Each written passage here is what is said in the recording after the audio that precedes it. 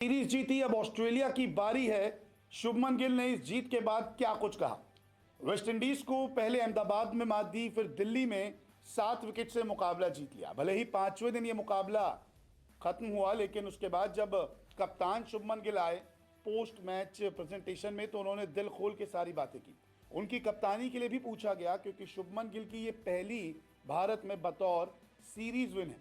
क्योंकि इससे पहले इंग्लैंड में शुभमन गिल ने कप्तानी की थी, 2-2 पे सीरीज खत्म हुई थी, लेकिन यहां पर सीधे 2-0 से, यानी कि सुपड़ा साफ करते हुए शुभमन गिल ने ट्रॉफी अपने नाम कर ली है। WTC में भी पॉइंट्स हासिल कर लिए हैं और अब शुभमन गिल भी खुश हैं, क्योंकि भारत में पहली सीरीज एक कप्तान के लिए वाकई बहुत खास होती है।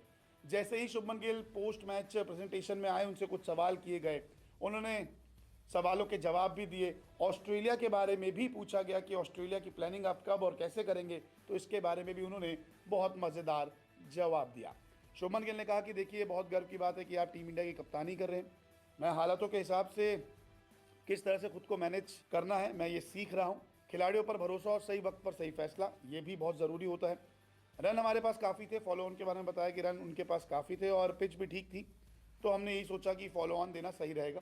कुछ प्लेयर्स पर ध्यान रख रहे हैं, इसलिए बैटिंग ऑर्डर चेंज हो रहा है। लंबी फ्लाइट है, वहाँ बात कर लेंगे ये ऑस्ट्रेलिया के लिए। तो ये पूरी चीज़ें उन्होंने कही है, लेकिन इसका मतलब मैं आपको समझा देता हूँ।